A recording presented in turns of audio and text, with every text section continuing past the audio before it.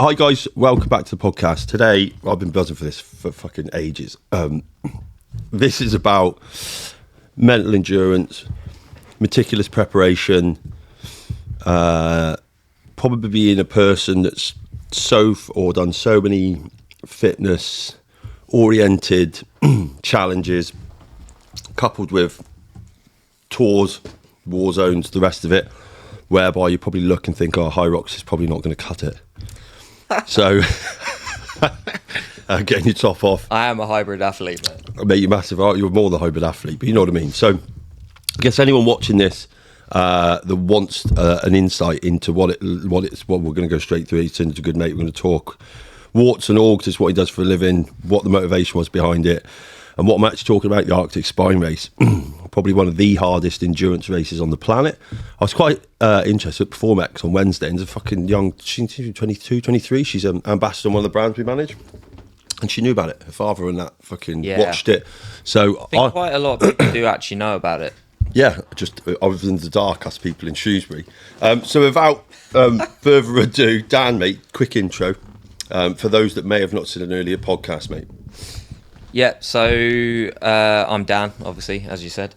I'm a former Royal Marine. You literally did this last time. Yeah. So undersold it. And then I think we went on, like social media starts kicking stuff off. I was like, seeing you on the news and stuff. Former Royal Marine. I won the Bronze Star with Valor. Decorated. Barack Obama in 2010. So. Yeah, decorated. Humble as fuck as well. So. Then I was a tree surgeon. Dealt with complex PTSD for years, sorted myself out through different mediums of EMDR therapy, that kind of like broke the back of it. Then I worked on myself, which was getting fit again, doing all the things I like, doing hard things. So I mountaineer around the world. I believe we need to put this in perspective, because I've been very lucky, I think, through my career to be around people like yourself. I've always kept fit.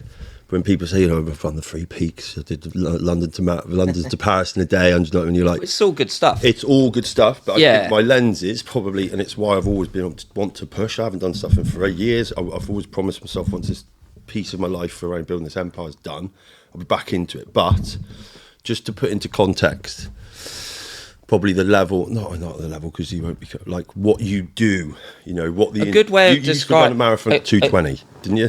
No, 2:36. Oh God, that's fucking bad. No, but that was. But I have a pre-30s and a post-30s. Like my post-30s, I haven't got under 3 hours, and to be honest, I don't run any marathons. So exactly. But I think only watching this, not to cut you off, but I had some pedigree. Yeah, I mean, is in that's what you mean, yeah. A lot of pedigree. Like anyone watching this, I've got mates now doing Ironmans and stuff, which I love. So people, I guess, watch this that maybe on the harder end, like we do a lot in the hybrid space or lactic acid buffer. Yeah. I think it sets the tone as to the level you're at without you having to say it and me just saying it's, if you're not going to do High Rocks for the first time. No. Or a 10K. Yeah. So, like, for example, I'll do an Ironman every year. Whether I'll do one this year, I'm not sure, but I do it just to test where my head's at. Yeah. So I don't really particularly train for it. I'll go and do an Ironman. Normally do Ironman Wales, and that's kind of where I'm at. So I like to. I'm always fit enough to just go and do an Ironman, which is great. But then it's normally I'm training for something specific, like the Arctic Spine Race, which is 293 miles. Which obviously went well, and we'll get to that. But I also train for the mountains. Yeah. And I do everything pure alpine style, no guides. We do all the thinking ourselves, which is the hard bit. Yeah. And carrying everything. Yeah. And that's like a hard push. Yeah. So your legs need to be super strong. Yeah. Endurance wise, you've got to be strong. Yeah. So yeah. But I don't like to underplay people doing I'm not either. Normal stuff, because I think it's super important. I knew this is how we are. We've got two things. I don't like to underplay either, but I do because I'm surrounded by fucking idiots that are just going on like the heroes, like, and I'm brutally honest. And I get that, and it's one of the biggest things of this race is what I've learned is that you wouldn't complete it if you think you're built different, because guess what, you're not. You're not, yeah. And I guess.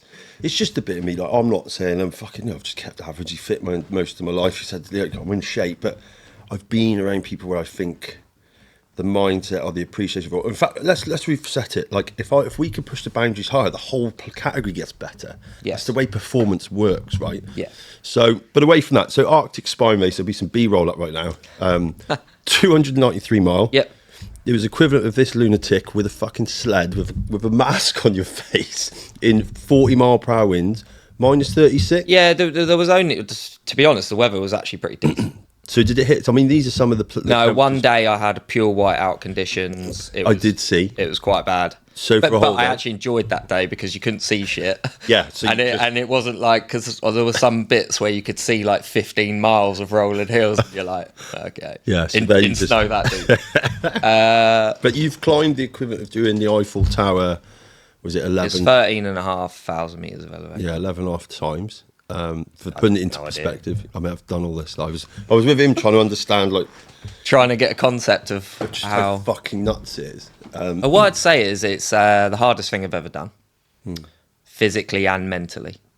So that's a good guide. So before we get into that, because we'll come on to it, because there's tons to pull out of this, and for anyone watching this, just stay tuned. I've had some stuff where sometimes it's hard for me to get some real depth out of someone because they're just not, you're a good communicator. You've also spent loads of time on yourself, and this is what he 100%. Does for a living. So I want to try and use this podcast to make sure that's it. So try and stay on the race itself, because there's one other thing. There's only fucking 7 people ever that's finished it. Yeah. Well, 5. Which is why I wanted to before this year. Yeah. So actually, there's only 6 people that have finished it, because the bloke in front of you won it last year. He didn't win that race. He won the shorter race because it was a short 130 miler. So that guy's a legend. Yeah. Did you do the last year? He did. He didn't do the full race. He did the shorter race last year. So still though, but he knows the ground and he knows the intricacies of the race, which I didn't know. Which now I know it would make it a lot easier. Right. So let's start there then. So I went in dark. Shock. Just head down. Dark. Let's walk us through prep then. So how long? So this was a couple of weeks ago now? I got back a week ago. A week ago you got back. So 9 days before that. 9 days before that. A couple of weeks, yeah. So before day one of the race, what did the world look like for Dan Alder at the time? What was life like? What were you doing? So before I went, I took 2 weeks off because I had little niggles. You've been training. I said a lot on the hills. Yeah, so wasn't it? I didn't want to antagonise anything in my legs. It was just like little niggles in my feet and legs because my mileage is quite high. Then it was really, the main thing was making sure my kit and my admin was squared. And that, I think, ended up being one of the main things for the race. Yeah. So when we had like a kit inspection at the beginning before the race started, they would be like, right, where's this? And I'd be like, where's this? Where's this? And then I look around and there's people like, and I'm like, okay, right, I know. I'm quite good with my kit from mountaineering because you need to know where everything is, whether it's dark, whether it's cold, whether you're in a storm. So I'm quite good at organising my gear. That comes from the military, obviously. And that was what I was doing before, was obsessing about admin because I knew this race was going to be an admin heavy race. Yep. And the admin could derail you like that. And when for admin, though, people watching this, remember this is an unsupported 9-day race, so you're on your own basically. There are checkpoints though, and at the checkpoints, was there 3, 4 I saw? So there's hut 1, hut 2, which aren't checkpoints, but you could get hot water there. Okay. Hut 1, hut 2, checkpoint 1, checkpoint 2, checkpoint 3, checkpoint 3.5, which was like a safety roll through one. Okay. And then you just burn your way to the finish, basically. So yeah, there were those checkpoints you could get hot water, medical support there, and then race staff. Okay. So I had some food. But no, if you're not picking food up or... Yeah, because you could drop. There was a drop bag. So if you wanted extra food, you could get into that to then get extra stuff if you wanted. Nice, okay. I didn't... If I did the race again, I'd do it a little bit differently and I'd probably use that drop bag more. Okay, for what? I wasn't... For maybe more food and specific things, you know, for tiredness and stuff like that. Where I just had like general food. Just gone in with some ration packs, like eating coal out of the bag. I have a sport. Yeah, I half routine my way around. Yeah. Yeah. So yeah, I'd probably have a bit more in my drop bag, just as different options and stuff like that. Yeah. So yes, it is self-supported, but at the same time, you're still. The safety was really good. The med team were amazing. Yeah. The race staff were fantastic. So how many people were at the start line? It was only, I think it was 25 or 20 for the main race. I don't actually know. So is it, because I got a bit confused, because there's 3 races. 66 miler is there and 120. Yeah, 66, then, 120 or 130, and then the 293. So basically everyone's starts at the same time, but is doing one of 3 races. Yes. Fine. Yeah. So how many were doing the big one? I think it was 20 something. I think there was 50 odd people started. Hey, fair play to 10 people. Yeah. The thing is with these races is I don't have much to do once you're out there. Like I spent most time on my own. Yeah, I bet. Well, I was watching. I spent a bit of time with a couple of guys who were early on. You could see there's a group of you. Yeah. And then it just starts like thank God. Yeah, it's just started depleting really quickly. What was it? It got cold. Yeah, what was the coldest temperature at? Recorded was minus 38, and that was for quite a few days in a row. I mean, you can't really stop in that, can you? Me and Louis, he's a former army commando, super strong guy. He made 215 miles, I think. We're in like a bowl, and the plastic on my poles was all snapping off, and it was definitely in the minus 40s, like 100%. Because you were a bit lower. Yeah, it was cold, but I never got cold the whole race. Like my admin was good, looked after myself. Yeah, had no issues. By the time you're getting cold, it's too late, right? I think so. Yeah, I believed. Yeah, I mean, you're on the back foot. But I can't blame anyone for getting frostbite or any issues on that race, because it takes one mistake and tiredness just fucking will not. And tiredness. Well, yeah. I mean, that I just think the appreciation. I think if you're signing up for that race, I think you need to know what you're signing up for, and I think people don't quite realise. And mate, I want to put in it. Listen, anyone that's even started, they've only got remotely going into that cold place. Even the short ones, fucking insane. Like one thing I took really away, amazing effort too. It's unreal. Like one of the things I took away from the military, and we've got good at it. That's what the problem we've got good at it is because we fucking forced to do it is getting tired and be able to sort your shit out time. Yeah, like you can start to get better at it. Being bothered. Yeah, yeah. So I had one day where I was on a hill. I had some I had some issues. On the hill? Weren't you on a hill that time? Yeah, it was really hilly. The thing with the hills were that it was like, they weren't like super, there were a couple that were super steep, but the majority weren't that steep. Dragged. But they went on for like 10k. Oh, with a sled? It was just like never ending, yeah, with a 40 kilo sled. But I was breaking trail like up to my knees. What? Took like 3 hours to get like 1,000 meters. I was worried about my feet because I couldn't feel them, they were just a bit numb. And this is what I mean by being bothered. So I was like stopped. Yeah, to make sure. Set up my tent. Yeah. Got in the tent. Took everything off. Took my shoes off, and my feet were steaming. And I was like, oh, I'm fine. Yeah, but it was worth the check. And I think people, because you're racing and you've got to cover minimum 30 miles a day or 50k. So I was about to come on to it. Yeah, go on. They're like, no, got to make it. But if you don't do those things, you fucked. Yeah, and it's that being bothered piece. The devil's in the detail. But the cut-offs are hard.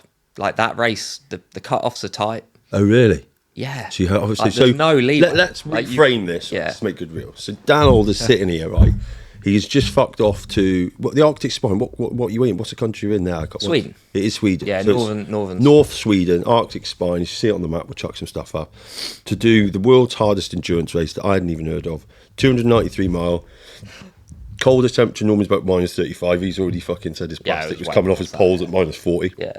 Up to 40 mile an hour winds. At elevations, if you're doing the Eiffel Tower 11 times on top of each other. Only been completed by 7 people. Now. And it's over. You know, when you see, because I've got friends, and I ain't doing marathons anymore that distance anyway, so it's not to be slight of it, but it's 30 mile a day. Yeah. Right, so it's more than a marathon for 9 fucking days. Minimum 30 miles a day. I was doing more because I wanted to be ahead of the cutoffs. Yeah, fine. And then to give yourself some room if you got tired. Yeah, wiggle room, yeah. That makes sense. Yeah. So just to be clear, that puts into perspective where they are. This is solo, unsupported, no comms. Just crack on. Yeah. Because we've got to. And I think when you... Well, I'm terrible at marketing myself or playing anything up, so... That's why I've just got good. I like framing stuff and learning. I just don't know, so I'm like pulling it together. So food-wise, mate, because I saw the sled. You were like, fucking hell, mate. I'd like my McDonald's I had on yesterday and Friday would have probably got on that sled. I had that much. No, I had 15 kilos of food. Concentrated I had carbohydrates. yeah, right, yeah. I had 5,500 to 6,000 calories a day. Really? I don't know. You see, you use the fuel. No, the bar. Real meal bars. Real meal I bars. had in my pocket. Yeah. Next to my leg. What are they? 300 calories a go. 6. Fuck off. Really? And I was doing 5 to 6 of them during the day. Yeah, so I didn't have to stop and boil water to then make a meal because that takes a lot of time, and it also increases the risk of touching metal and doing, stop it. Like you stop for a minute in that, and you're like, yeah, I bet it's quite bad. So, how much sleep did you have?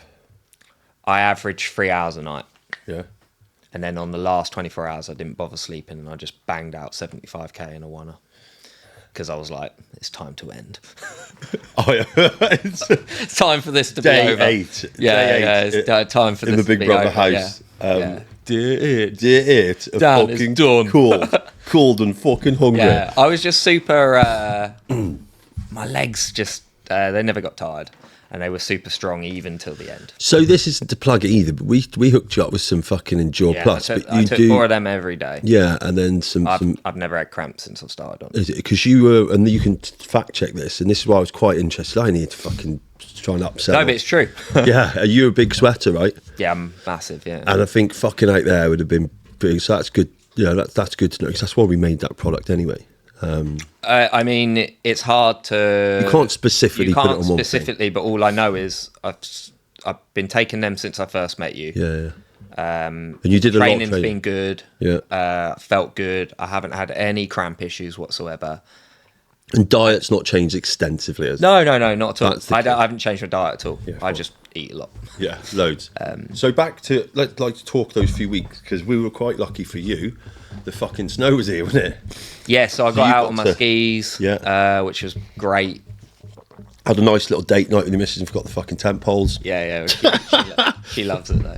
She's hardcore. She's harder than me. You look like you had the best date night anyway. Yeah, exactly. Yeah. I mean, we met on Mont Blanc, so it's like, it's that type of relationship. But yeah, I got out on the skis quite a bit before. I also got out dragging a sled. So very specific training, which I believe helped a lot. Yep. Because if you're not dragging a sled before that race, and all of a sudden you got 40 kilos strapped on you, and you're expecting to go 293 miles on hilly terrain in snow, and then you haven't been dragging a sled before, like some things are going to flag up pretty quick. Bet, like just thinking, so how is it strapped to you around the chest rig? No, so I've got a special backpack. Yeah, it's like 30 litre or 35 litre gel Polken backpack. And it's got the harness built into the actual backpack. Fine. So I just clip on. It's just carabiners. Clip on the side, straight on. Yeah. And then, so it's not all uphill though, is it? No. So what the fuck's skiing down with a sled like? Where's the sled going in front of you? Yeah, it's hard. Yeah, but I ditched the skis after day 2 because I had. Yeah, this is the thing. So you basically fucking walked it? Yeah, don't. You fucking animal. What? Yeah, so day 2, basically 2 big holes in my heels opened up, pissing out blood. My feet were in a bad way. Got to a checkpoint. I basically whacked a load of nappy cream on the wounds, taped up, and then I had a pair of Innovate single skin, just like trainer boots. Yeah. And I whacked them on, and then I stomped the next 220 miles. Have we got as any in pictures? breaking trail and everything. You got any pictures of feet? Probably not the ideal time. Instagram. No, I might have some pictures of feet, but it was bad enough to know that if I carried on in my ski, you'd have been. I would have DNF'd. So what's 100%. That? Just from it coming up and the heel slamming down on top? I just I wore them. I did plenty in them. They're the wrong boots for the speed I go. I think I think if I was just walking, but I'm like trying to lay down the hammer. Yeah. If you're trying to lay down the hammer, and my feet were just falling apart. Yeah. They were just not right for me. Yeah, I was day 2, and then I was like, oh dear. I strapped on those boots. Day 3, I felt the speed coming. Yeah. Day 4, legs just switched on, and then I was gone. And then, so you didn't get any real downtime to ski on the downhills, really? Like, no. So this is where, luckily... would you sit on your sled? Luckily, yeah. I would have. No, I didn't, because that can go wrong really quickly. But... Yeah, just the legs were so strong. Not even like lying it a little bit and like paddle. Nah, mate, I'd be searching for ways to get off my feet. I just was happy accepting that was where we're at, and I just had to plough through. And then once I committed, I wanted to really stay ahead of the cut-offs. So what was your idea staying ahead? What would you set yourself? So I was getting in, I'd have like 13 hours to spare. I think I came in, I had 20 hours by the time I finished. Fucking hell. But I want to be right ahead, because it only takes one storm. Yeah, I know, yeah. One bad storm. Yeah, I agree. Or one issue. You've given yourself nearly a day. Yeah. And I think you need to do that. And I remember talking to Alex. Who's Alex? Alex is the deputy race director. Okay. And I spoke to him at, it was like Hut 2 or Checkpoint 1. Yeah. And he was like, oh, you're going really strong. He's like, just try and stay ahead of the cut-offs, because like early. Because he's like, everyone gets tired. You get more and more tired, you get slower, and that was in my mind. And you know, he's a great guy, and I'm glad he said that. I'm just lucky that my legs got stronger and stronger and stronger. I got faster and faster and faster the whole time. I negative split like the whole course, which is cool. So what's the winner's name? Say again? What's the winner's name? Bjorn. Yeah. Where's he born? In Sweden? He's from Denmark. Okay, fine. And the guy... So let's have a chat about Bjorn, because I was... When I realised someone was in front of me, I was like, fucking... And he was in front by, like, on the map. Massive, yeah. I was like, did he start a day early or what? Yeah, I know, yeah. I know you're fit as well. I was like, what the fuck is this guy? So, like, fitness-wise, I would say... I've had great chats with him. He's a fantastic guy. But he's doing it for the right reasons, too. Fine, let's go on to that in a minute. But what's his background? Because he's obviously... His background is... an amazing Nordic skier. Yeah. Oh, there you go. So that's different. Yeah, and he trains people in that and takes people on expeditions. Oh, wow. All kinds of things. Okay, fine. How old is he? He's a beast of a man. I think he's 50. Oh, mate, endurance is on his side. He's a monster. Yeah, fine, okay. He'd done great race prep. His kit was, like, amazing. He was carrying 20 kg, I was carrying 40. Like, that's the difference. Because he knows what you can get away with and what you can't, and he knows the course. So you could have gone that much. He skied it the first time when he was 11. Mate, it's like going for a walk up the fucking Rekill or something around here. Yeah, but you know, like by the end, he was like, you know, that was hard. Yeah. No, there's no like, that. But that's the difference from what I saw on the map. Then, it's a difference. Another 15 years endurance training, which you can't cheat. No, I don't think his endurance is any better than mine. Okay. I think his technical ability on skis is way beyond mine. Yeah, fine. Well, you didn't have any on, mate. And the knowledge... Yeah, I didn't have any you didn't have any on. But the knowledge around those conditions, the race, the location, is second yours, to none. Yeah. Even though you'd have done some winter ML, what is it, winter ML, would you call it, Marines, when you're skiing? What's when you're it's like Norway. Yeah. But how long ago was that? Long time. But I've done a lot in the mountains. Yeah, you have, yeah. Fine. But yeah, my skiing is nowhere near like... So why is Bjorn's first time only like last year or this year on the full one? Because these races probably weren't in his sphere before. Oh, of like, course, yeah. You know, like... So how long's the Arctic Spine race been around? I think this was only the 4th year. Fine. Okay. So you know, they didn't even, I think when they started it, they didn't even, like, they were told, like, oh, no one's going to be able to complete this. Like, but that's the idea of this sort of... It's the idea of why I picked it, was because barely anyone finished it. Where do you keep going? Because then you know... You've done marathon, you've done Marines, you've done Ironman stuff. That becomes a fucking yearly test or a yearly warm-up. Yeah. So then what? What do we have for you guys? Yeah, just mountains and, big stuff like that. Fine. So let's talk about what we spoke about before. So I had a conversation. I've been looking forward to catching up with mates since we were chatting when you finished. But for me, it's mindset. I think anyone else that's been in, like, you've been around people, you can be fit as you want. But I think there's a minute your mind goes or... Oh, this was a mental test rather than a physical. 100%. Anyone can get fit. Yep. And then there's the Not reason... anyone can... Yeah, but let's also break down where you were. You're not doing this in a team. It's not you know, it's not your high rocks, it's not your tough mudder, there's no spectators. You are fucking on your own. And those times, I think we talked about, like, you take this because this is your wheelhouse, but that whole, and I noticed this when we probably both did in the military, those who've got something when it gets a bit dark that's probably sitting in their past that becomes like fucking nuclear fusion energy. Like, you can really channel it to be productive and not unproductive. So just walk us, because we started chatting off camera, which we had to stop, but I think that's an interesting I think you have to reel it back to why I signed up for it. Yeah. So I signed up for it to confirm that I am who I think I am. That's my reason. So let's I've got nothing to prove. I don't. But who do you think you are? Let's stop there just to put a pin in it for a minute, not to derail the conversation. Just what do you mean by that? So I think I am someone that likes to help people. Without a shadow of it.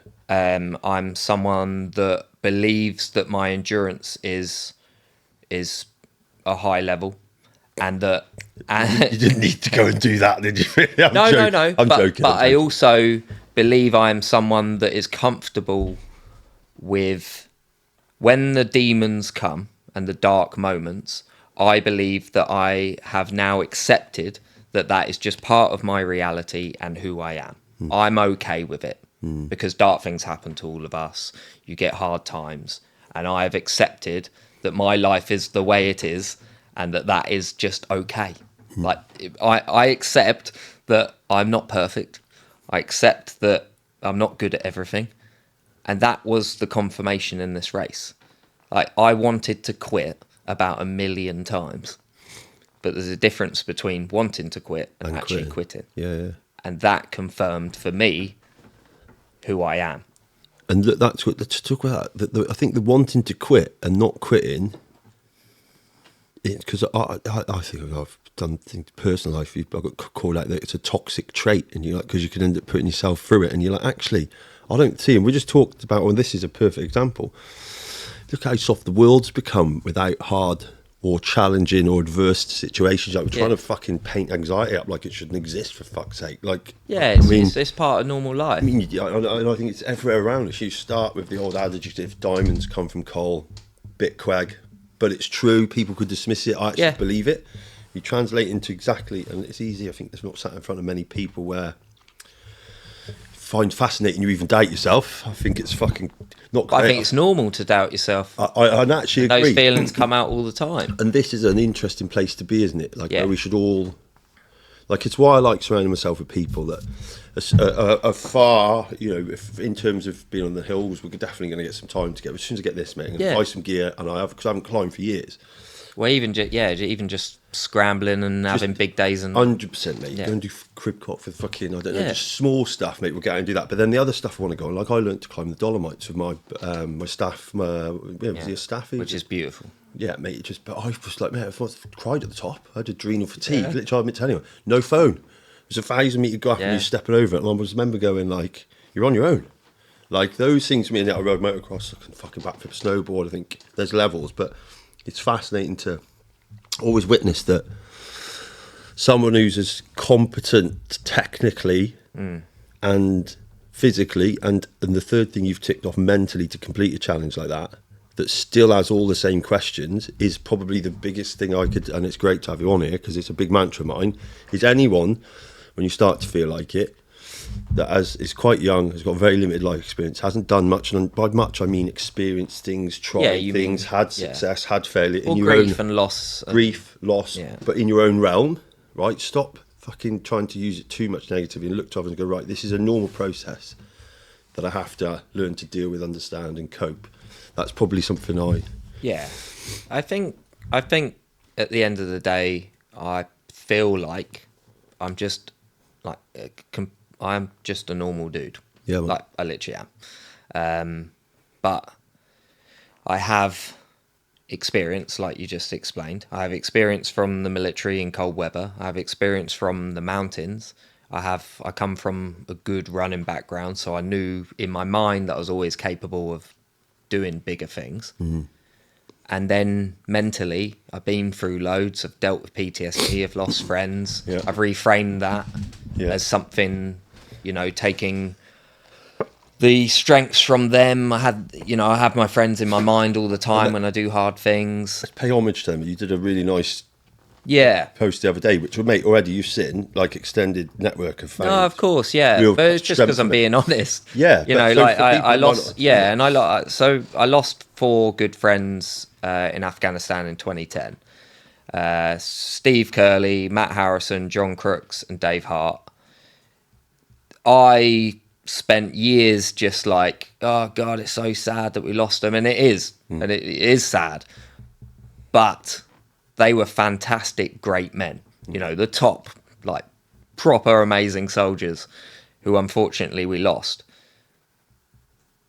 But you can use though parts of them are always with me. Those bits that I loved about them are always with me. Bit of nostalgia. Yeah, and when I'm there, like ploughing away with my sled, you know, Steve Curley was a fantastic ML in the Marines, like, and I mean, like, as he would say, he's like, I'm an I-Star asset. What are you? You know, this guy was fantastic. Yeah, and now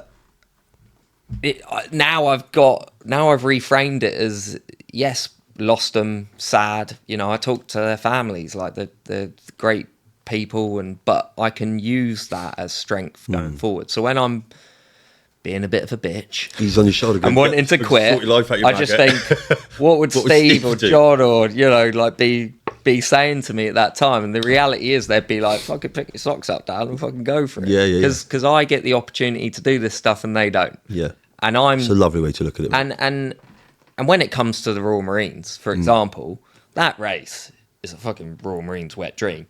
If you're a savage. Yeah. Like, you know, it's Nordic skiing, if you can. It's big endurance, it's big days, it's suffering, it's hard routine. It's everything that the Royal Marines I was going to say, I mean, that's on. the day, and it 30 milers that you pass out. Literally, yeah. So, but just 10 in a row. Yeah. And that's why it's pass out when you start it. Exactly, yeah. And I say this, and this is an important point for like people going in the Marines and they're worrying about like the 30 miler and stuff like that. I'm like, I'm 38 years old and I haven't been a Marine for a long time. Yeah, I can do 10 30 milers in a row dragging a 40 kilo sled. Fucking nuts. Because I was in one of the best regiments in the world. And the mindset you build from being there. So when you're worrying about doing the 30 miler, like, that's the just start. Think long term. Yeah. Think, well, who am I going to be in 20 years' time? And the reality is, I'm a lot stronger bloke now than what I ever was in the military. You know. And then, but let's talk science of that. Endurance is built over time. You can't cheat it. If if 2 people have trained and the one's 15 years older, their endurance is going to be better. It's a freaking single biggest thing you can't cheat code. Agreed. Pastime. Yeah. In that. And you got to be sensible. Like when you. I can't remember how old you are, Dave, but 42, yeah. So when you get to our age, I have to be a bit more sensible. I do pick up injuries, and then it's just like, like you said, you're managing too. I rest a lot, like I do. I go home, I lay on the sofa. Sometimes I feel lazy, but I know I do it for a reason, because you know some weeks I'll smash in a 100-mile week, like running, and the reality is it's not happening unless you recover. Yes. We all know it's super important. Yeah, well, look, Eddie Hall, I think when he first started, if you document his journey to strongest man, it was all built around, I think he'd lost his nan, so it made a promise. I'm like, fuck it, I've got to get heavy, I've got to go big. I mean, if you watch document, I think they strength tested his fucking legs. He got his equivalent power of 1.2 engine Corsa out of a 1.2 engine out of a Corsa in each quad or something. But the outcome of it was recovery. Yeah. And then you look at the Stoltmans, they've championed recovery so much. Tom, I mean, I picked him up for Raymond's at Monster the year before he started his procession of world's strongest men, but both of them are in cold water. I mean, they're Scottish anyway, so. They're all. But, yeah. But recovery, right? And then, I mean, if you can train as hard as you like and look as great as what you're doing, but it's that piece to go when it all fixes itself. And then it's the same old piece that I tell anyone. You know, if someone comes to work for me, for example, I have what I would call some, like, the mental work I can do with people if they want to get to like a similar level to me. I can take people through, but it's just not normally the way they think. Yeah. And it's hard, and it's deeper than they would think. Want to go. So let's talk a little bit about what you do then to get onto that, and then we'll come back into a few things with the race, because this has a big. Or would you? Well, this is a question to you actually, to everyone watching. So, do you think what you've learnt and you do now, which I believe, if I've got this right, a lot of what you do now is from exploration, that you manage to use and tools which you now want to pass on? But I retrained in positive psychology. There we go. I couldn't remember what it was called. Yeah, I retrained in positive psychology, but obviously that's not everything. Yeah. So some things I've had to take from the mental health work I do with veterans, and it's kind of an amalgamation of everything. But a lot of, if you want to increase your mental fitness, you're going to have to address the issues you have and your past, and that's just the reality. Yep. And anyone that I've had people who've contacted me wanting to build on their mental fitness, but were like, well, it's got nothing to do with my past, or and I'm like, well, okay, well, if you want to go to the levels I'm talking about, you're going to have to be okay with who you actually are. Yeah, not fine. Just go, well, no, that side of me doesn't exist. Yeah, and let's explore this, because if I take any of that, I'm nowhere near as educated. Because if I reference, like, every time I've got cold, really, I'm fucking talking like hunger provided for me twice, I think my mindset shifts into self-reflection really quickly. Yeah. Would I be right in saying that's have I assessed that correctly based on what you know what to do? So what you're saying is your awareness of yourself is quite good. Or not? It's fucking. I'd say it's exceptional now on purpose. Yeah. I used to fucking. I wondered why I didn't get on with people. I was just fucking weird. Like, I used to think of the way I. Well, no, I think that's just normally that's because you're just not in your tribe, or you're not with the right people, and people. That's good. That put you where you know you need to be. Yeah. Because that's the issue with a lot of people. Yeah. Is that you'll be hanging around with people who don't really do much for you. Yeah. And obviously, the other thing I do is help people quit drink or porn or drugs. Yeah. And they can't drop those people. Mm. But they know if they're honest. Yeah, they're not. That it's not doing them any good. Yeah. And that could be a big the awareness piece, which is like, so I do awareness, resilience, and commitment. I break those three things down. Yep. And awareness is number one. Yeah. And that's awareness of your past. Yeah. That's awareness of who you're surrounded by. That's awareness of how you think about yourself being a massive thing. Because if you're just negatively self-talking to yourself all the time, bad. Then guess what? Yeah. You're going to fucking struggle. So there was, and I use this analogy. It's cool when I meet people that trained in it. But I remember watching the dude off Prison Break, the fucking good looking with the tattoos on his back. I know who you mean. You hear him talk, you're like, whoa, he's got this little squeaky voice. You're like, fucking hell, glad he's got something bad going for him. That fucking good looking. But he says a really interesting piece where he advocates never talk to yourself like you wouldn't talk to others. And I fucking heard that years 100%. ago.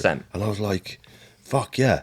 Yeah. There's one thing to have imposter syndrome. You've got to be a little bit, I'm not going to use the right word, self-deprecating, I think, because otherwise you're either a fucking high-function narcissist or a fucking psychopath or just a dickhead. If you literally love yourself. And you don't want, the ego is a complex but I think place to be. But would you say an ego is a spectrum? I'd like to 100%. Yeah, no, you've got to be on it.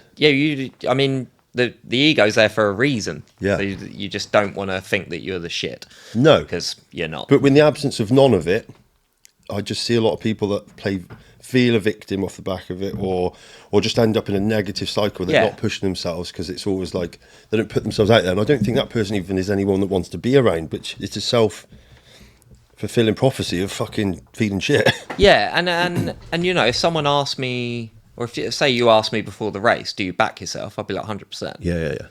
Yeah, that question, that doesn't come from ego. That comes from I know. Yeah, but I know where I come from. Yeah. I know my preparation. Yeah, and I know what I'm like in dark times. Yeah, and also you can't go into that with any other mindset than I can. Agreed. Because if you think you can, you will. If you think you can't, you won't. However, when I reached 200 miles, but that's something. I reached 200 miles, got to a checkpoint. It was around 200 miles. And I remember. Is that when you forgot the mileage nearly on one of your things? I don't know what mile it is. I have no idea what it was. Yeah.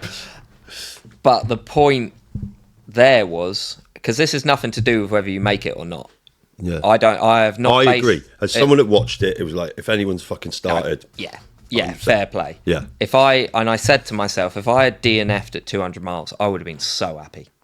Because I'd already gone through many cycles of, oh my God, this is so hard, I'm going to quit. Oh, and I'm still here I'd the already next gone day. through enough by 200 miles to realise, to confirm. How many times do you reckon in that 200 miles? 200 miles got to be what, day 6, 7? Yeah. 4 times you must be, I reckon. Exactly, yeah. You've already gone through... I mean, the third one would probably be right for me. I'd be like, yeah, I've done it twice. I'm happening. And I remember saying to myself, if I had DNF'd here, I would have been very, very content, very happy with my performance, because there were 2 lads behind me, right, ex-military lads, who were what I would call man mountains. You know the type of guys that you go, holy shit, they are strong. Yeah. Like, they were like that. Great guys, Louis and Snowy, and they didn't make it. Yeah. Should they then be annoyed they didn't make it? Absolutely not, because it's so easy for things to go wrong. I think you were talking there. The reasons it doesn't, the DNF, for those that did not finish, for those that don't, might not be aware, but the reason that happens is it's highly likely on something that might not be related to level of fitness. And it could have happened to me. Kit, skis, admin, quite right, admin. Falling in a hole of snow and getting hypothermia, Louis fell in like deep snow and struggling to get out, and you get cold, and then the next day is even harder because your body's hard to rewarm, and it doesn't take a lot. And that's the point of this. Yeah, and that's why I don't think of it like, yes, I finished, and that's great, fantastic, pleased I did, but I wouldn't have been bad to myself, or kicked myself if I hadn't, because there's an element of luck. So let's not even. If I'm listening to this and trying to take things from it, I think it's quite obvious to me. The challenge was not about finishing it in the. No, that was the icing on the cake. Yeah, it was like, oh, that's cool. Yeah. For you, it was the ability to find your limit and test it multiple times. Yes. Which requires something as fucking extreme as that to go do, mate. I could go and do a marathon, mate, and I'll probably find myself twice. Yeah, you'd be on your bootstrap. You know what I mean? But chin straps. I would be fucked. So, but and everyone has different levels, and that's where my level is. Yeah, exactly. Which is, I think that's important for anyone that's watched any of this to have a context, of what you're talking about. Yeah, because when I work with people, I'm not like, right, you need to sign up for the Arctic Spine. It might be a case of go and do a park run. Yeah. Or go and, I had one client who's fantastic. Like, they're already a really good speaker. This is the thing. But confidence and imposter syndrome was a real issue. So I sent them to a comedy night. And they've turned up and gone to a where you just turn up and what's it called, an open mic. Yeah. What, to go on, is it? Yeah. And just their speaking's like that now because they've gone out of their comfort zone. And that's what I mean. It doesn't have to be a physical thing. And they wanted to do better at work and present better. Yeah. So they went to a comedy night, open mic, started doing a few of them. And then getting heckled and all the stuff that comes with it. Yeah, I suppose. And that's performance. Yeah, that's putting yourself out your comfort zone and improving in something. But that's how simple it can also be. Yeah. Like, why overcomplicate something that's actually... And here we go. Because you swear, if I think back to my first time I was in the corporate world, I looked like fucking Lee Evans by the time I come off the first 15 minutes. I was soaked in sweat. That's like me every day, man. I was on the stage talking, when the old dry mouth used to come. Yeah.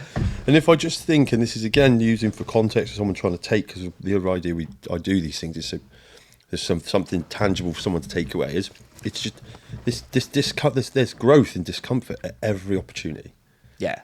But if you're not going to be uncomfortable, which we've got a world that's trying to stay away from it, everything stagnates. I think life gets very unfulfilling, I think. Yeah. I think you need to be out your comfort zone regularly in order to improve. Yeah. But holistically. Yes. Yeah, you don't need to be doing what I've been doing. That's just a personal thing. Well, and it was always a personal... You can tell it is, mate. You're very...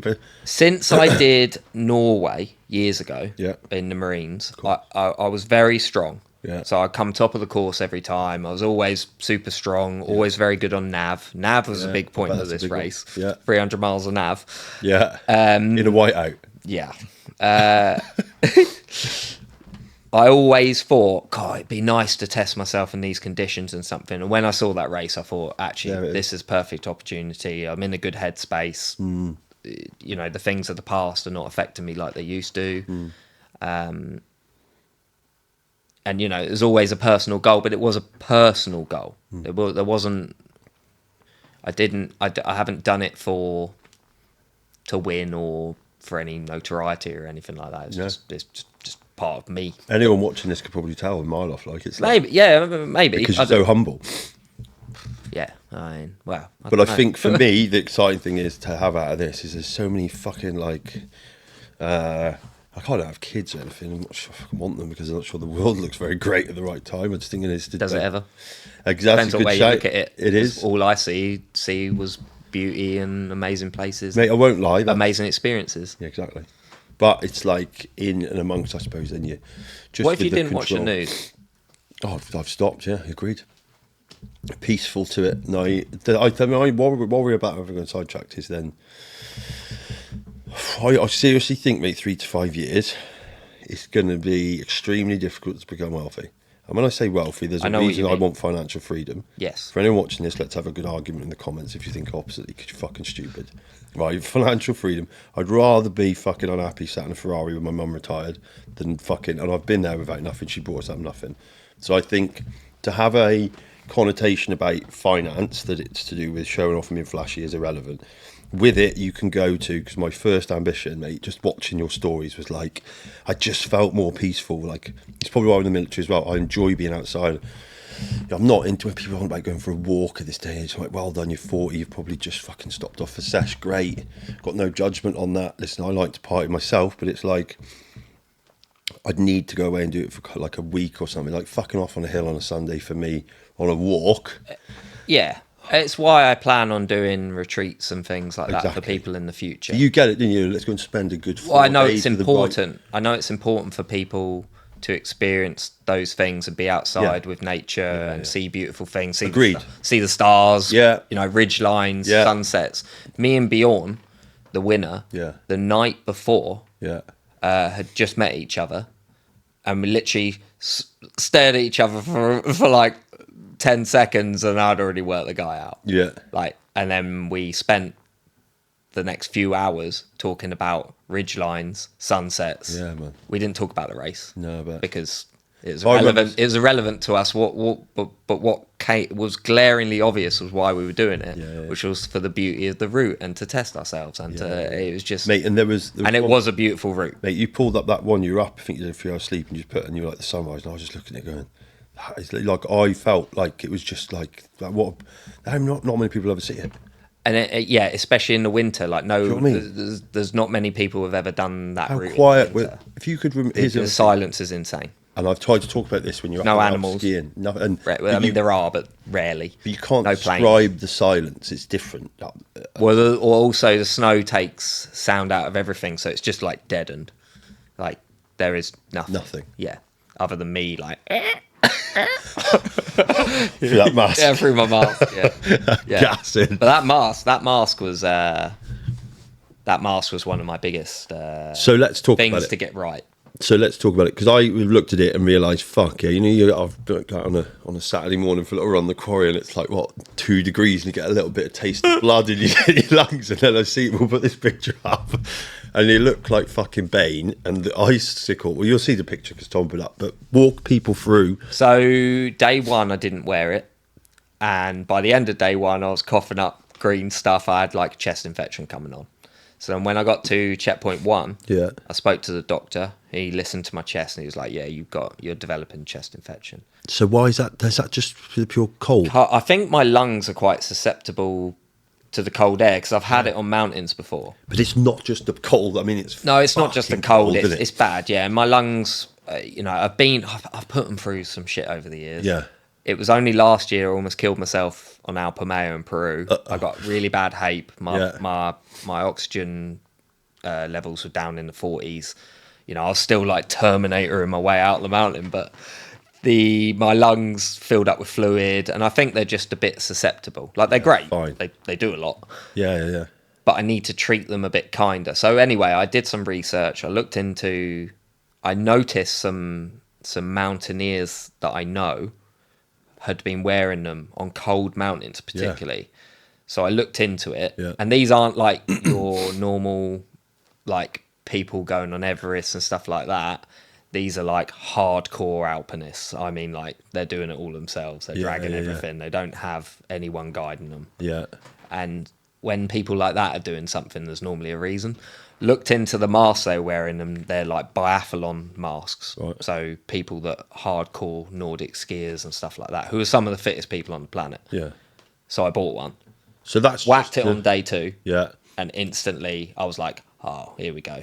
I could actually push. Yeah. And start like getting the heart rate right up, getting the breathing rate right up, just because it made that environment I was breathing in a little bit warmer. Fine. So it took the chill out of it. Takes a chill out. Yeah. And as soon as it'd get a bit annoying. I bet. Because I've got like an ice fountain coming out the bottom. Yeah, which is... But I take it off, and within a couple of minutes I'm coughing. Fine. So it was doing more than I actually probably realised. Yeah. And then I wore it for the rest of the time, even when I was asleep. It's not even that, mate. I was just thinking, about fucking -30, about the teeth. Don't make your teeth sore and stuff with it being that cold. Yeah, I just operate quite well in the cold. Yeah. I think that's another thing. I'm doing a Q&A tomorrow. Yeah. Right. There's quite a few people coming to it, and people are going to ask about kit. Yeah. And and it needs to be. I'm reminding myself right now that I need to make a caveat that this is for me specifically. Yeah. I go quite well in the cold. Yeah. Like, I had a few layers on. Right. For the whole time. Yeah. That's it. Really? Yeah. I didn't, my legs, I had thin thermals and one pair of trousers for the whole entire thing. I had a single skin pair of boots on. Yeah. I had liner socks and my mountain socks. Yeah. But that's it. And then I had one base layer, one gilet, and my jacket. That's it. For the whole time. So let's talk about that. So I'm thinking biologically. Which some people might not be all right. They might be right. But then, do we not link? I mean, I'm thinking biologically here. You're going to run well in the cold because of the level of fitness, or holistic fitness, because you're a big sweater. I'm a big sweater. I think you look at... I run hot, yeah. Sweat's linked to having better circulation, normally being a little better. I've got to use the right word here for some fucking little keyboard warrior who knows a bit more about science than me, but it's linked. So a sign of sweating and body temperature regulation is a sign of good health and fitness. Yeah. It's probably where I'm getting to. Yeah, to a degree. And then there's just differences. I mean, there's layers. Genetic. Yeah. Oh, fine. Yeah, of course there will be. But there's things like, so if I think about my diabetes stuff, when diabetics start with their feet shut down, so you're talking about not your central nervous system, is it? Yeah, but like blood vessel development, blood flow itself.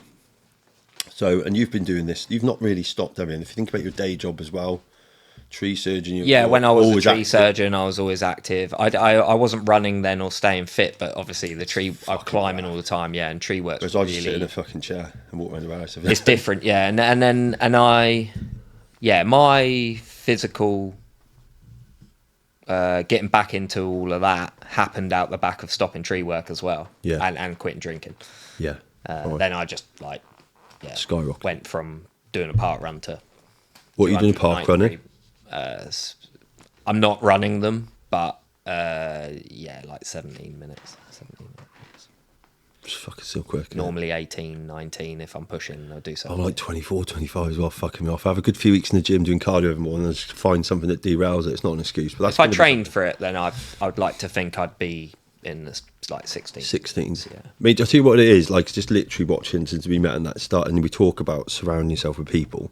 And this is exactly what I talk about. Some of my friends, I'm like fucking cool, and I like to get on the piss on the weekend, especially because I'm stressed. I definitely know it's not helpful. It doesn't make me unproductive, but it's removed because it's not even that. It's just like, so I've got no tools. I used to race bikes. people going out for a walk on a Sunday. I'm like, great that they're doing it. Really, I agree with you, but fuck, it doesn't. I'm past it, but it's weird. Been watching your stories.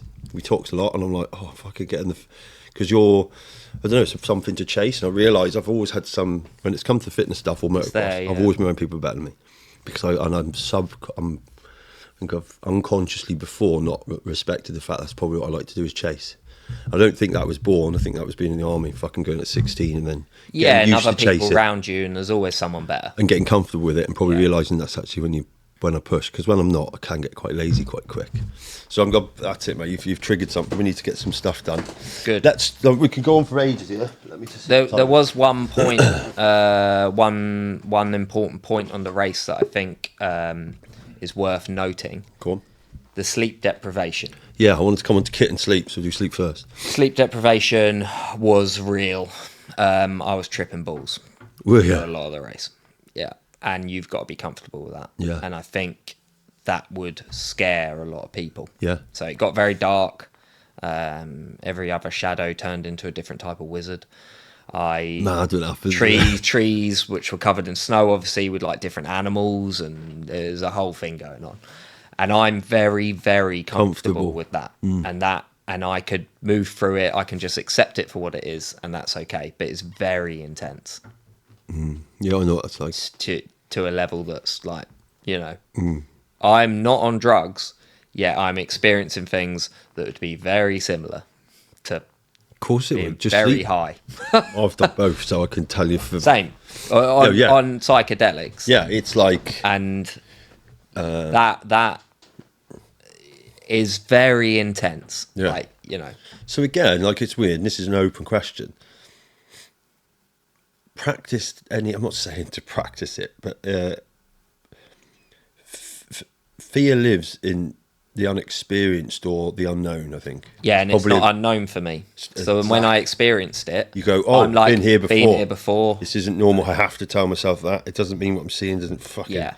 But then you can have some fun with yourself, because you think, what the fuck am I really thinking about in my head to see this? Well, I had about 5 different personalities by the time I get towards the end of that race. I'm just talking to myself in multiple... So I'd split my body into mind, engine, legs, feet. Yeah.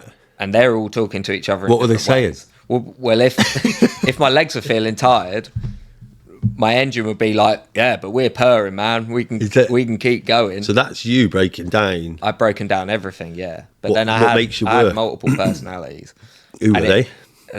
They're all just me. I know. But so what's like the bitch version of me, the one who wants to quit? Then there's the other one, the guy there with the purpose. Yeah, and then Steve comes in and he's telling you to stop being a bitch. Yeah. Like, mate, I could, it's 100%. And you've got to be all right with that, because it's quite scary. And I had to have a word with myself. The last 25k, I basically had to start winding myself down, start talking to myself and being like, look, we're about to finish. We're going to be around normal people. We're currently not normal. Guys, come in. Like literally, let's all have on me. Let's all have a conflab. We're still moving at this point. I mean, not to cut you off, because imagine, here's the craziest thing. You've been through such a fucking an experience that people at the end probably wouldn't give a fuck if they did see all of them. They'd be like, no, they would be like, he's off his tits. But they would have known what it was from, and they would understand. Yeah, because they've all been around. But there's still part of you that goes, not acceptable. Right, pull it in. Let's yes, best foot yeah. forward. There was and this is the awareness piece. Even though I was like shit all over the place, I'm still aware of what's going on, and that's the important thing. Is having control. Yeah. Of when you're in those situations, and that's what I'm good at. I was good at that in the military, and I'm good at that now because it's dangerous. Because if you are out of control and you're tripping balls, and then you're so tired that you need to set up your tent, but you can't because you're all over the place, and the northern lights are insane, and you're having like the shamanic experience, and you can't control yourself, then all of a sudden your digits aren't going to look that good. Your feet are going to get cold, and then it's catastrophic events, and that is a warning to people that want to do stuff like that, because you are going to end up seeing dark things and being a bit scared. And the northern lights nearly every night were like biblical. Yeah, I bet, like being in a fucking and you are like club. I'm like going along like, oh, like, you know, I'm like You've ascended. I'm like Buddhist chanting my way through to keep myself awake, like, seeing all kinds of crazy things. Yeah. Is there polar bears and shit out there? No. Fine. I was going to say there can't be. Like, imagine one of them rolling. They're on the sea ice, like further north. Okay, well, not if it exists. The sea ice, we've been told, climate change, aren't rubbish. Yeah. Joking. Kit. Right, walk through the kit. From sled through to boots and stuff that you use, and anything specific. How amazing the food was up there, and the 5-star fucking Nordic Lights. Yeah, so I rented the Polk, which is a sled. Yep. From them, because everything I do, you need a different type of Polk. So I didn't want to buy one. Yeah. Okay. Because they're like 1,500 quid. Then I just had my Nordic skis with the ski boots, which didn't work out for me. What I would change in terms of the boots is I'd get a pair of race. I would get some lighter weight, because my feet don't get cold. That's proven. So you'll be fine. Yeah, I'd get some lighter weight boots that work on my skis, and so if I was to ever do it again, that is what I would do. Yeah. I would stick to taking a spare pair of boots like I had. Yeah. And then you can add things to them like micro spikes and stuff like that for ice and stuff. I didn't. I just stomped through everything. Yeah. But you could. Yeah. Then I had... So my main jacket that I wore was a Paramo jacket, which was a bit of... I wanted to test to see how good Paramo was. And they're getting a good... absolutely unbelievable. Guys, you're watching this. Yeah, Awesome. my Paramo... Send some kit out. Paramo Velez Evolution jacket was... As we said, I'm a sweater. It just seemed to let out all the moisture. It just let out all the moisture. It's got vents everywhere. It's got pockets everywhere. It's like, it's got an amazing hood. It just had so many options for me. So if I was burning up, like I had vents on my arms, I could just vent easy. Yeah, it was just great. And what are they called again? Paramo. So he's Velez Evolution jacket. That jacket got broke, so he needs a new one. yeah. And then I had the Paramo trousers as well. Fine. Which was the... And what? They're Velez trousers, but they're waterproof. Okay. It's all waterproof, but it breathes. But it doesn't sweat. No, it's not like having a Gore-Tex jacket on where you're like... Say we were boiling the bag. You're like... Because you're going to get fucking cold quick, or just freeze, super quick, yeah. And then I do have a massive jacket that I use for mountaineering, which is an old school mountain equipment Annapurna jacket, which has got like fleece lined pockets, everything. I slept in that in my bag. I literally put it on, hood up, just out. Yeah, just out. Yeah, with my mask on. And then so that's that. Thermals. I had a Climber. The brand's a Climber. It's a Norwegian company called Climber. Merino wool base layer, but it had a built-in hood and balaclava. Nice. Built-in wristlets. Yeah. Built-in thumb loops. Yeah. Which I love because it just like covers the hands all the way up to there. Yeah. And it had a gap for your watch. Oh, nice. A hole. Yeah. I'll get onto the watch in a minute. Yeah. Because we spoke about the watch, me not tracking really anything. Yeah, anything last time. But I got a new watch. So I had that a Climber top on. That was fantastic. It's also longer, so it doesn't ride up with your backpack. Oh yeah, because that's a night. And clearly the Norwegians make some ridiculously good gear. There's loads of stuff out there that you could buy from this country that people think are going to be good. If you're doing it, have a look at what Norway produce. Yeah. Because I guarantee you, for Nordic skiing and in Arctic climates, their stuff's going to be better than anything that some British guy made. Yeah, some dry ski so brand. Yeah. And that was one of my favourite bits of kit. It was an SF friend of mine who's in Mountain Troop that messaged me straight away once he knew I was doing it, going, yeah, just get one of these down, that'll sort you out. Right, fine. And he was right. Yeah, sick. Enough said. Then I had a Rab lightweight gilet on, which just keeps your body warmer. Socks, I always use darn tough socks, which I just found out yesterday have a lifetime warranty, so when they get a hole in, you can literally send them off and they send you them back. Had no idea on that because they've never broken. I've had them a long time because they are literally that tough. So that's got to be is that a charity, that business? 'Cause it can't be a business. I think they do pretty well. Is it? Yeah, Imagine, but make something that doesn't break. mate, yeah, it's mad, isn't it? No, good. But a lot of people have got them. So. Yep. Where else we at? Socks, boots. Yeah, socks was darn tough socks. My boots, the ones I ended up doing most of the racing were Innovate Rock Lights. Yeah. Which if someone buys them, you're going to be like, what? Because I also don't understand how I was okay in minus 38 in those boots. Yeah. Yet I'll go mountaineering, like on Denali or something, Yeah. and it's minus 30 or whatever, and you're in double skin, massive boots that are warm as anything, and your feet are a bit cold. And I'm guessing it's to do with how much mileage I was Got doing. to be, surely. Just the engine was just like purring, and I just couldn't get cold. Yeah. That's got to be. So you've got to be able to move. Yeah, I think yeah. It's a, blood flows. to wear what I wore, Yeah. you've got to be shifting. And if you're not shifting, you're going to be in get the cold. shit state, yeah. Yeah. What else did I have? Trying to think what other kit. Yeah, the watch. I got myself. Well, what hats? You could wear a hat or what? Yeah, just beanies. Just a beanie, There's nothing fine. special in that. That's Yeah. all individual. Gloves. Yeah. I think I had 7 pairs of gloves. I had 2 pairs of icebreaker merino wool, what I would call contact gloves, but I think they're liner gloves. Yeah. Always had them on. Yeah. So I didn't do anything with bare hands from the moment I started to the moment I finished. Not one thing. Yeah, because it's too risky. Yeah. Yeah, and I think that's where people, they're like, oh, I can't do this. Like, that is a non-negotiable. Yeah, like, fine. to me, getting... And I say this, and I don't mean this in a horrible way, but getting frostbite is a non-negotiable for me. Like, if I cannot do stuff that...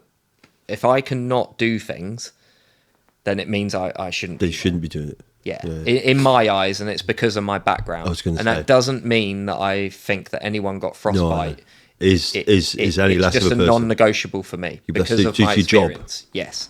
Yeah. So at no point was I anywhere near getting frostbite or anything like that, and I've got no issue with any digits or anything because for me that was a non-negotiable. Yeah, but based on job experience. Exactly. Yeah. Like your foundations. Yeah.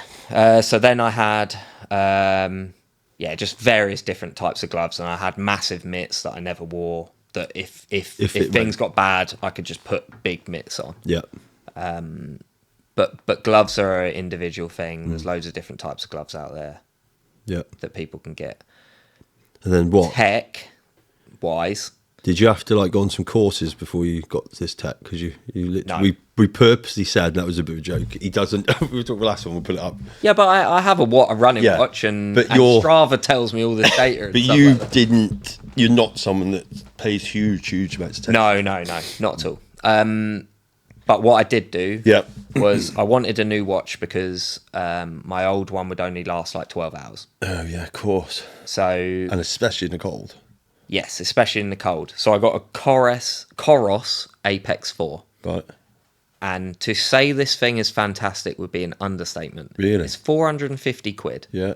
It lasts 38 hours in GPS mode in the cold, and it did not skip a beat. It did not it didn't like run out quick out of battery or anything. And the maps on it are amazing.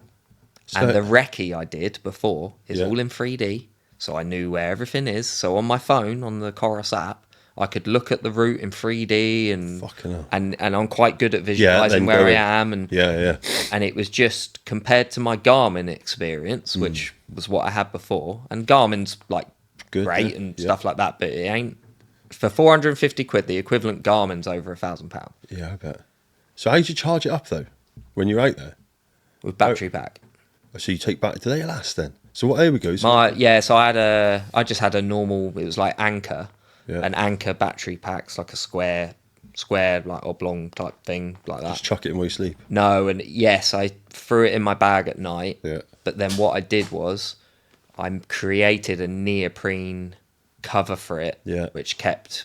I mean, it still got cold, but it didn't get minus 38 cold. Yeah. So I always have things in like neoprene covers or something like that. Yeah, fine. which is a really important thing. Yeah, You I need bet. to cover stuff up. Yeah. And then people don't understand, cooking wise, it's not, you need, like, so am I correct in thinking at that temperature it's hard to get a flame going with some stuff? So you have to have a liquid fuel burner. So like a jet boil won't work. Yeah. The canisters, they just don't work in those temperatures. I've used them in like -10, -15, -20. As soon as you get into -30, -40, you've got no chance. Yeah. So you have a liquid fuel. I had a MSR Whisper Light, Right. which I've used on mountains and all kinds of things. Always been all right for me. There are better versions that you could get. Okay. But it's worked for me on every trip I've been on. And then food, literally bars. Yeah. Is that- I was just hammering real meal bars, 600 calories, and the power I got from them. So when you're doing exercise to that extreme, day in, day out, you start to realize where you get power from, what feels good, what doesn't feel good. I noticed the transition from carbs to fat. When I started burning fat, I was like on fire. Yeah, I bet. Like, Yeah. really going for it. Like, and that was amazing to feel. Yeah, I bet. But those real meal bars, the power I got from them, and it was very clean energy. Yeah. Like, I felt like whatever's in them Yeah. is good quality, because I was burning. I was feeling really good. Yep. Then I had Expedition Foods rehydrated meals, Yep. which were really nice. 1,000 calories each. Nice. So I'd have a breakfast 1,000 calories, dinner 1,000 calories, and then pudding, which was like 400 or 500 calories. All right. And then the rest was real meal bars. And then as my treat, I had a bag of beef jerky every day. Oh, mate, that's a decent treat. That. What's I'm up there with that. And how rigid were you on meal timings and stuff? No, I wasn't rigid at all. So you've just gone with like whenever you needed you've sleep. So I think a lot of people, because of how you need to be to do a race like that, you have to be quite rigid. But if you're rigid, I don't think you're going to finish. I think you need to be so flexible. But understand your own body, right? Yes, you need to understand your own body and know what it's capable of. Yeah, and then But if you're one of those people, like with ultras, a lot of people are like every 45 minutes I'm going to do 120 grams of carbs, blah, blah, blah. Yeah. And that's fine on a 100 miler or 200 miler or whatever. In those conditions, it is not achievable at -38, and you just happen to, oh no, it's time for me to have, like, it's not effective. yeah, because you got to think about body temperature reducing, body temperature getting back up to speed. So I had one, and water management was a massive thing, because all your flasks and all your things are all freeze. Yeah, I know. So you have to defrost everything. So what I did was I had 2 wide mouth Nalgene's, 1 litre. I had 2 of them, and I put them inside my Polk, Yeah, inside my big jacket, yeah. to stop them from freezing. Did it work? Yes. Fine. Then Did like a little bit of a slush puppy or something? Sometimes, yeah. Yeah, a little bit. Then my flask, Yeah. I'd put in my backpack, and most of the time that would be okay. Yeah. It did freeze once or twice. From hot, even when you filled up with Oh, hot? yeah. Fuck. It's cold as fuck. Yeah. But you just have to be okay with. I just ate when I wanted to eat. Yeah. I just, with the bars, I'd stop, get some water out, drink some water, put it back in. Yeah. You know, which Not get means lazy. taking everything off and Yeah. drink, eat either half a bar or a whole of the bar, and then just crack on. But yeah, the water mat. But there was a time where I was so tired at night that I pitched up my tent. By this time, all my water was gone. Then I pitched up my tent, had 2 hours sleep, and I knew I had 27k to go from there to the next checkpoint. Now, With no water. yeah, and it was either spend the time boiling more water, but I knew I'm perfectly capable of doing 27k without any water. And you just have to accept it. And that's what I mean by you can't be that rigid. Because, and that felt fine. And I did it, and I was like, well, now I know I'm perfectly capable of doing 27k without any water. Yeah. Then what did you smash in your water-wise? Did you get someone at the checkpoint? Yeah. Yeah, because it's 27k to the next checkpoint where I could get water. So how much water were you going through, do you reckon? I was going through... So I always had 3 litres on me. Yep. And at the pace I was moving, I would normally reach like a safety hut or something where I could then boil some water and make some more. But every checkpoint's different. Like one was 100k apart. Yeah. One was 75. Yeah. Like, so you could try and plan that race as much as you want. Too much could go on. It's too much. Yeah. So I went with just being flexible about how I'd do it. Yep. Yeah, and I think that would really play on your mind if you were so... And a lot of people are like that. I think you can't come at it from a ultra running, rigid perspective. I treated it like an expedition. Which was, you stop when you can. Yeah. deal with everything with the experience and the knowledge. Deal with everything, take your time. Trust yourself. Yeah, and when you could make good time, make good time. Make good time. So... what do you think you have... we touched on it lightly, but what do you think you've taken away from the whole experience now? What were we, 2 weeks after, did you say? 10 days? After. A week or 7 days? 7, yeah. What have I taken away from it? I do think... I think there's a lot of races that people sign up to and they all say they're the hardest race in the world. I would say that one is probably not far off correct. So let's one. There's a lot of races out there very similar where it says... Name a couple, because I want to be able to look like Yukon, I think there's one called the Yukon. Did you see on Channel 4 there was a thing with Aldo Kane, Jason Fox? They did the hardest races in the world. Yeah, they're all bitching. I think I saw a reel when they're like finally 3 mates start arguing and they all like, yeah. Is that what it was? But so I know a guy doing that race, this year's version of it. Then, it's 500k. Yeah, it's long, yeah, but it doesn't have the elevation. Yeah, it's on tracks, whereas I was breaking trail up to my knees for large parts. It's just very different, and they call that one of the hardest races in the world. And to be fair, 500k is 500k. Yeah. It's long, but this race, the cut-offs were hard. 500k was that 300 mile? Similar mileage? So 300 mile. Yeah, right, fine. Yeah. But this race, I just think with the ground and the elevation and the temperature and I mean that race is cold too. So, okay. But if I was on the flat, I'd be rapid. Yeah, I know what you mean. Yeah, so it's the elevation's a big one. Really. The elevation's a big thing, and then the terrain. Like we were through mountains, across lakes. It's varying terrain the whole time. Whereas a lot of those races are basically on forestry tracks. Fine. And do loops and. Yeah. It's not. I don't think it's quite the same. It doesn't take away from anyone doing it. No. Yeah. But I think there are levels, and this race, there's a reason people aren't completing it. Yeah. Clearly. So, on that, what was the most? So you said you went from lakes. I think I've seen a couple of the reels and the Shotzi part, which is fucking like made me watch it 3 or 4 times. You're just like, some sat in fucking looking at my garden, it's just pissing down. What was lake stuff? What was some of the most idyllic moments? I think the first and second day was like almost like a mountain stage. So you like slowly worked your way up a mountain. The first hut was on a ridge line on top of a mountain, and the second day was like amazing. The first day was overcast.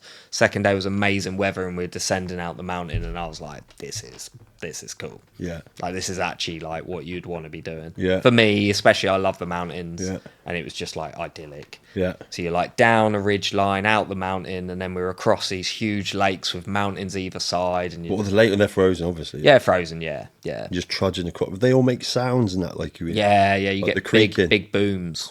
You get like big ice drops and really like it's like and you're like what? Because that's and you can feel. Sometimes you walk over it and it like you could feel like stuff moving and stuff like that.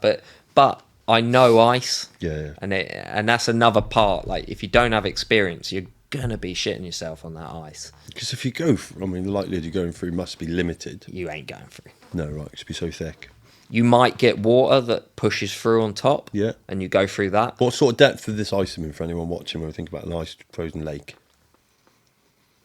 I'd say at that time when I was there, most of it was like minimum a meter, probably. Fucking hell. Like it's deep. Okay.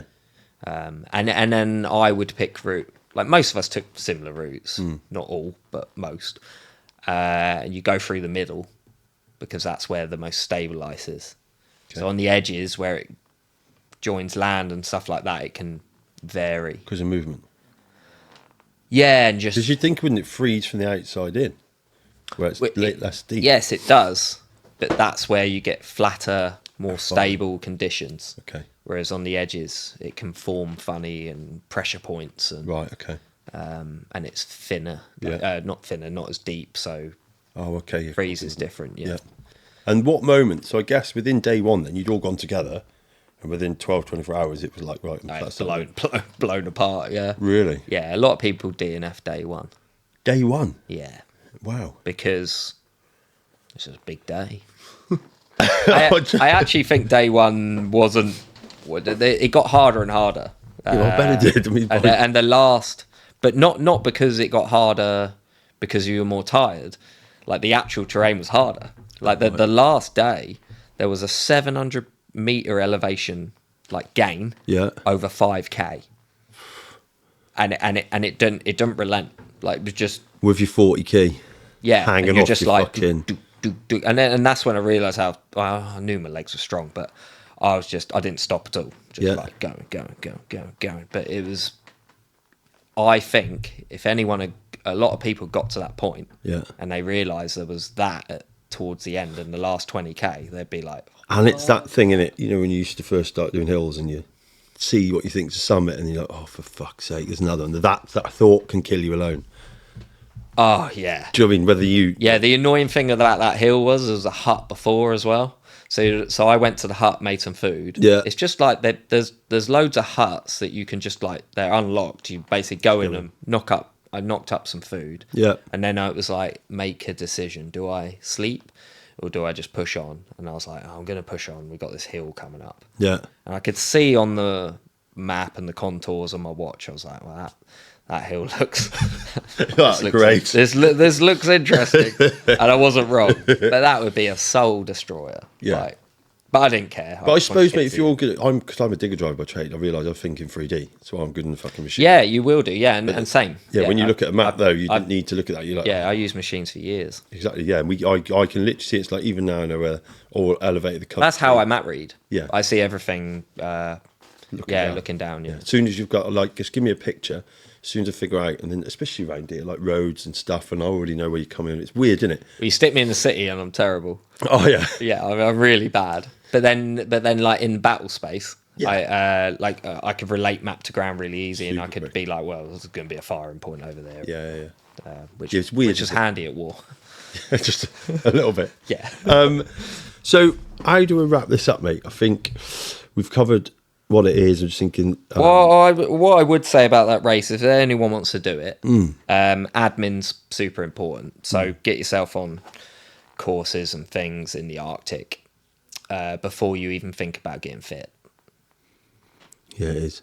And think about the consequences of frostbite. And I can liken it to still remember now when you were just taught fucking field admin and shit. I mean, like you say, being able to just get up in the night and fucking it's dark and just know where stuff was to get, and you just think. I remember like it was just even talk to shave in the fucking cold that we messed in, and then reflecting, just thinking actually, there's a lot to be said for getting used to it for little things, and then also if you're not. There's nothing wrong with not finishing that course either. So if you're happy to pay and do it and make like 200 miles or make 150 and be like, I'm really pleased with that. But there's 2 races that are shorter distance that you can happily go and do. The first one. So how much does the race cost you? $3,000. Did it? For the entry, I reckon 10 grand in total. Is that what you want in? Yeah, and I reckon I'm one of the ones that's probably light. Because what do you reckon you could spend on it? Well, I think people will spend a lot more because I've got so much gear already. Of course, yeah. Forget. You've got especially travel, you've got time off work. Yeah, like all of it. It's a lot. So, what's next? Work. get on with this work. Is it now, I've got my new office. Yeah. So let's talk a bit about that. We'll show podcast is coming. Office. Yeah. Where's the office? Chester. Okay, whereabouts? City, right in the city centre. Wicked. So I can get the train. We can come to yours. Exactly. You don't drink. I'll go have a cocktail. Yeah, exactly. and Chester's really nice. And I've only just moved there. It's amazing. I've set up my own practice. It'd be nice to have more local clients. So just walk people through. Might come across as practice doing what? Doing positive psychology. Yep. Alcohol removal, and really, it's high-end mindset training for people who actually want to get themselves to the next level. Yep. And that's normally most of my clients are business owners, CEOs, people that want to tap into what I've got here, that little bit of magic that I think I can provide to people. Yep. I know I can. That's the thing they're really paying for and wanting. Yep. So is the tree surgeon in rigging? You're knocking all that on the head completely? No. If big jobs. So obviously I've done film recently, technical rigging, and if something comes up like that, I will go and do it. But my passion and what I want to do is this work. Yep. Yeah. And the podcast? Yeah, podcast is basically about inspirational stories. I just like talking to people, same as you, and meeting cool people. Yeah. And I just, for my clients, we've had long discussions with people about a lot of podcasts and like the main ones not being very relatable. And I know so many people. I do a lot. They feel like a step too far, don't they? It's why. Yeah, it's like billionaires talking about, well, this, or it's not quite. I think hard to relate. Yeah, and I think it's got more unrelatable, with the Bill Gates continued saga of bullshit. You know what I mean? Convinced at one time through philanthropic fucking fraudulent attempts that's just tied in, like, not this well-educated, health-conscious, global fucking caring chap. And I think that's great. And if it comes back to why I do this, if the remarks saying, you're not going to be big guests, and I don't want any fucking big guests. What do you mean, what's a big guest? I want relatable, real-life stories where I enjoy the conversation. Yeah. Too, I hope, for what you and I share, in that it's, you're not going to make the whole thing relatable. People say, you're not going to be followers. Mate, fucking hell, I've nearly 1 million fucking views on Reels, you lunatic. And no one, I wouldn't even watch, it's rare to watch a Stephen Bartlett episode, and I really like some of his stuff, but I can't. Yeah, same, but I can't, a lot of that stuff, I used to listen to that, so I just can't listen to it anymore. Yeah, he's moved past stuff, hasn't he? Because he's contradictory. Some, like, he'll agree with one sentiment, and then he'll have I really like him. I just find that a lot of the people, I just can't engage with it anymore. Yeah. I find it a struggle. Yeah, but but the way we consume and digest it is real based, or like clips out of these podcasts. It's only if you really start to lean into one of these two stuff, like, you'll watch the entire thing. So just if you can get sound bites. Well, I hope I'm getting better at trying to zone in and frame some of the things, like the scope of the race. Now will be a good reel in here. Exactly, yeah, and pick out the bits that are important that people go, well, actually, that might be quite helpful. Yeah, and then it gets shared to their friend, and like you did, I saw that clip, I passed it to someone, fucking hell. Yeah. Sook took a lot of positivity to it, and she's reached out. Yeah. That's the reason for some of this. Yeah, and, like this might not be overly relatable for a lot of people, but there will be elements that are. I think there'll be plenty, yeah. Because I've lived, I come from a poor background, military.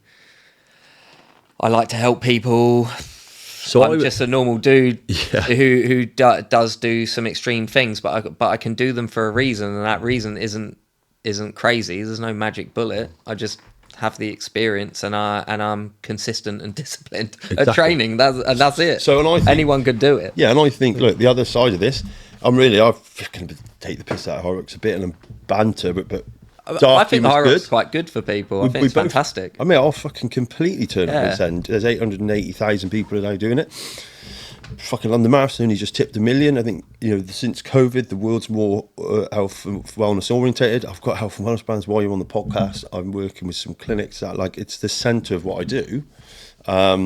but I believe the hybrid space has really started to allow people to get into a format that does test them. Yeah, it is a fucking hard thing to do. That's jokes. So I run a race with a few activities, agreed, but it's collaborative, it's collective, also it's measurable. community, it's measurable. It's like, yeah, and it's holistic, and it's not CrossFit, which fucking is.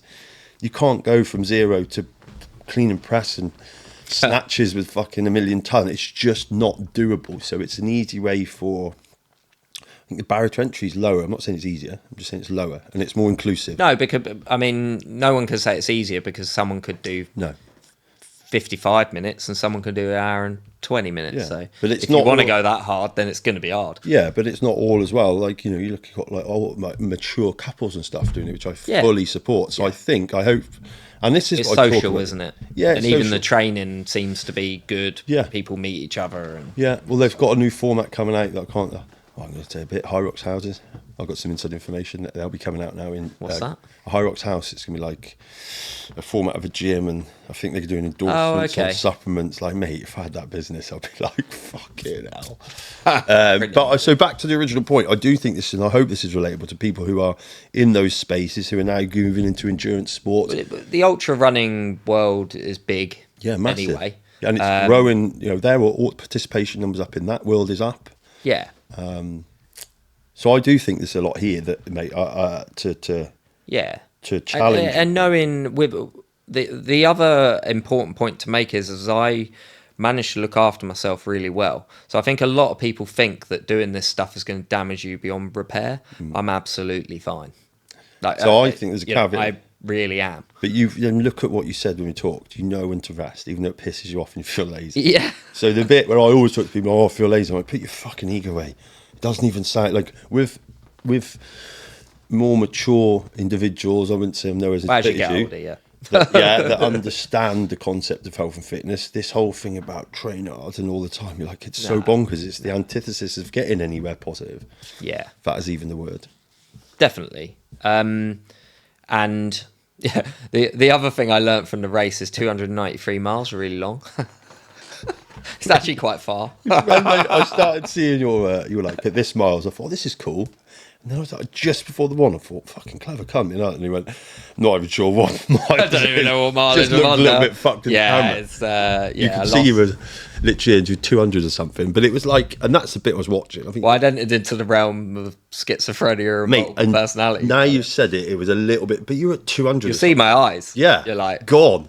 But I'd make that would have come. But driven. So it's funny because my missus, obviously my missus and my friends, I had like a group. Yeah. And they were like, because communication's poor, like I didn't have my phone on. I tried to message her every day. It didn't quite work out, but in all, I messaged her. But she saw pictures coming out. And as soon as they saw my eyes and that I was head down, like focused, they all were like, oh yeah, he's all right. Yeah, he's sad. And when Louis came in, 215 miles or came to a checkpoint, that's where he DNF'd, and he said to the race staff, "Oh, how's Dan doing?" And they went, "Oh, don't worry about that guy. That guy's possessed.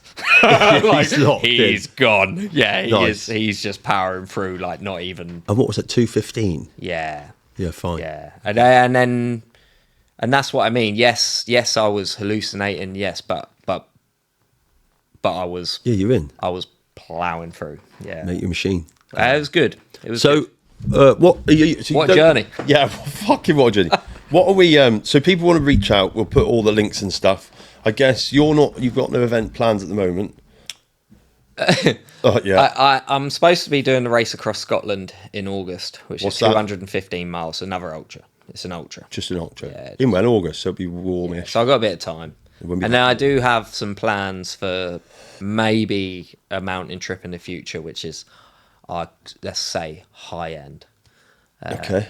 But what you'll be taking? I'm taking some time now to like decompress and actually sort right, stuff out and get on with work. I really want to push on with work. Yeah. Work with more amazing people. Get the podcast going. Yeah. Start getting a bit of this into other people and helping where I can. All right. So if you watch this, got anything from this, I'd just reach out. If you know of any people with podcasts and stuff that are in this space, obviously Dan's I'm just speaking on behalf of Free. I know you say yes because you want to share your knowledge and stuff. 100%. So listen, get the invites in. Obviously, they will not be anywhere near as good as the fucking sort of questions that I've given for Dan. I'll watch the next one and be like, fuck, I should have asked that one. I should have done that. Mate, for me, it was just good to catch up. Thanks, Dave. We only live like fucking 30 mile away from each other now, mate. So I'm certainly, like I say, now probably got about another month of just slogging out in this fucking building this base, and then my leisure time turns into doing some more activity-based stuff, mate. So I need to learn to climb again. It. And thanks for lashing me up with Endure mainly, but I also use the hydro fuel in my flasks. Right. And it was good. Yeah, different type of, Palatino's just a low glycemic index carb. You don't need crash.